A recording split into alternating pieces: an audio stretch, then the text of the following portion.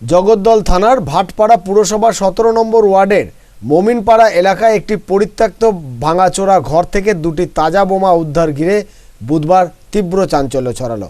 এদিন সকালে তৃণমূল কার্যালয়ের পাশে একটি ভাঙাচোরা ঘরের কোণে বালির বস্তার আড়ালে লুকিয়ে রাখা ওই বোমা স্থানীয়রা দেখতে পান। স্থানীয়দের কাছ থেকে খবর পেয়ে জগদ্দল থানার পুলিশ ঘটনাস্থলে উপস্থিত হয়ে জায়গাটিকে ঘিরে রাখে।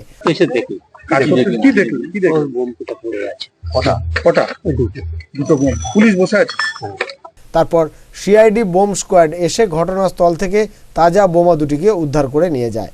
তবে কারা কেন ওখানে বোমা মজুদ রেখেছিল তা পুলিশ খতিয়ে দেখছে। ঘিঞ্জি মোমিনপাড়ায় বোমা লুকিয়ে রাখায় আতঙ্কিত বাসিন্দারা। এখানে কি হয়েছে সেটা আমি বলে খুব সুন্দর করে আশেপাশে পেয়েছি, এখানে পম্পম পায়ে গেছে, পুলিশ আছে, আর আতঙ্কিত আমরা এখানে সবসময়।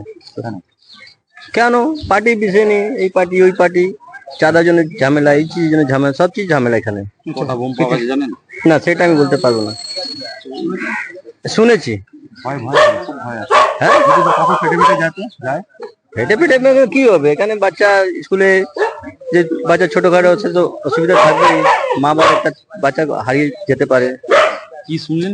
ভাটপাড়া থেকে পল্লব ঘোষের রিপোর্ট, আনন্দ বার্তা।